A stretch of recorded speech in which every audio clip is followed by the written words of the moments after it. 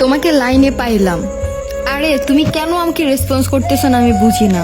তোমার সংসারে খাটতেছি, তোমার সংসারে সবকিছু করতেছি, বান্দিনের মতো সব কাজ করি, আর তুমি দিন শেষে আমাকে অবহেলা করো। কি হয়েছে তোমার একটু বলবা? আমার কিছুই হয় নাই। তুই ভালো লাগলে আমার সাথে সংসার করবি, আর যদি ভালো না লাগে তাহলে আমার সাথে সংসার করবি না। এত কথা কিসের? আমি কল ধরতেছি না তোর, টাকা কি পাঠাচ্ছি না আমি?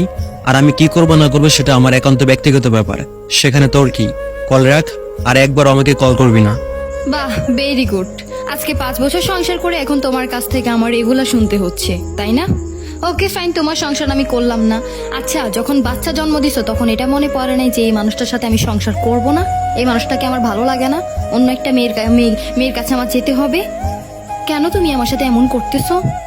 শুনো, মাথায় একটা কথা রাখবা, আমার মতো জীবনও পাবা না। আমি তোমাকে অনেক ভালোবাসি বিদায় আমি তোমার সাথে থেকে 5টা বছর সংসার করছি। আর আমার জায়গায় অন্য একটা মেয়ে হইলে 5টা বছর তো দূরে থাক, 5 দিনও থাকতো না। মাথায় রাখবা।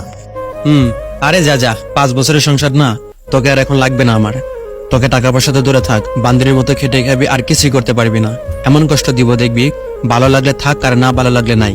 আর কিছু বলার আছে তোর? এখন ভালো লাগবে কি করে? এখন তো আমি পুরাতন হয়ে গেছি, তাই না? এখন তো ভালো লাগার কথা না। আর কি বলা, টাকা পয়সা দেবা না? না, এত কষ্ট কেন আমাকে দিচ্ছ বলো? তোমার একটা মেয়ে আছে বাবা, কেন তুমি এমন করতেছো? প্রবাসে থাকো মানলাম, বউকে বউয়ের টাকা দিয়ে, মাকে মায়ের টাকা দিয়ে নিজেকে ঠিক রেখে চলতে তো পারো, তাই না? কেন আমার সাথে এত কাহিনী করো?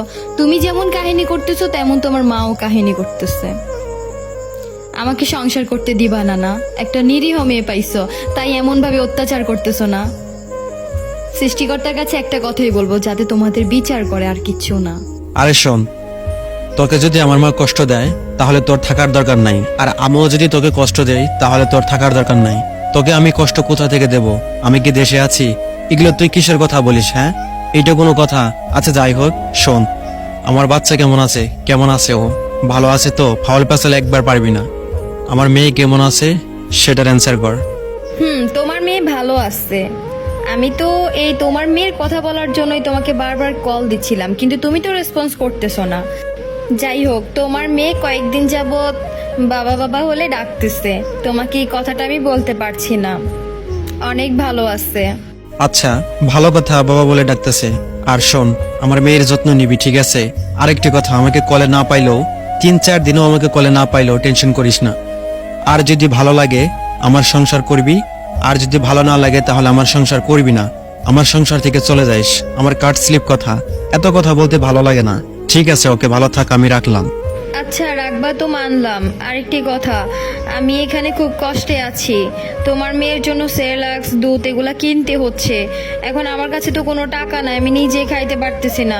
তোমার মারে সব টাকা দাও। তোমার মা তো আমাকে একটুও দেয় না, কিছু কিনেও দেয় না। তোমার মেয়েকে খাওয়ানোর জন্য কিছু টাকা পাঠাও না প্লিজ। এমন করছো কেন? তোমার মেয়ে তো, আমি না হয় পরের মেয়ে মানলাম, ওইটা তো তোমার মেয়ে, তাই না? আচ্ছা শোন, একটু ম্যানেজ করে নেওয়ার চেষ্টা করিস তুই। আর আমার মাকে বলে দেব আমার বাচ্চার জন্য যাতে দুধ সেরেলাক্স এগুলো কিনে নেয়। আর এগুলো নিয়ে তুই টেনশন করিস না, আমার মেয়েটা আমি খাওয়াইতে পারবো, ওটা কোনো সমস্যা নাই, ঠিক আছে? আচ্ছা, তুমি আমাকে একটা সত্যি কথা বলবা, তুমি আমার সাথে এরকম কেন করছো? তোমার মা কি আমার নামে কিছু বলছে? না, আমি বুঝছি না। তোমার মেয়ের জন্য সবকিছু বলবা, সবকিছু করবা, তো আমাকে কেন বিয়ে করছিলে তুমি? এখন আমার মনে হচ্ছে সুসাইড করতে। কেন তুমি আমাকে এগুলা করার জন্য বাধ্য করতেছো? তুমি কি বুঝতেছো আমি কতটা পেইনে আছি? কি বুঝবা না? না, মেয়ে মানুষের কষ্ট।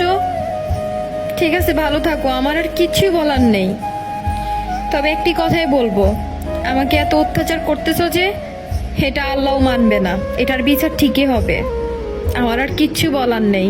শোন, তোর অনেক দোষ আছে যেগুলো তুই নিজেও জানিস না।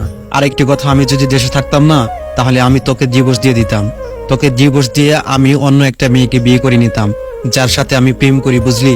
আর কিছু বলার আছে তোর? তোকে এখন আর আমার ভালো লাগে না রে। আর কতবার বলবো আমার তোকে ভালো লাগে না? তোর যদি মন চায় তুই তোর বাবার বাড়িতে চলে যা। বেশি কথা বাড়াবাড়ি করলে তোকে আমি ডিভোর্স দিয়ে দিব, এখনই বলে দিলাম। Wow, so nice. তুমি প্রেম করো, আমি কি তোমাকে মিথ্যা কথা বলেছিলাম? করতেছো। আবার ওই মেয়েকে বিয়েও করবা আমাকে ছেড়ে? বাহ বাহ বাহ বাহ। তাহলে তুমি বাচ্চা কেন নিছিলা? তাহলে তুমি আমাকে কেন বিয়ে করছিলা? আমার জীবন কেন ধ্বংস করছিলা? এখন তুমি আমাকে এগুলা বলতেছো, এগুলা শিকার হইতে হচ্ছে? বাহ, তুমি তো দেখতেছি আমাকে সুসাইড করার বাধ্য করতেছো। বাহ, ভালো লাগলো তোমার কাছ থেকে কথাগুলো শুনে। আর হ্যাঁ, আমাকে তোমার আর ভালো লাগতে হবে না। ওকে ফাইন, দেশে আসো, এসে আমাকে ডিভোর্স দিয়ে আমাকে উদ্ধার করো।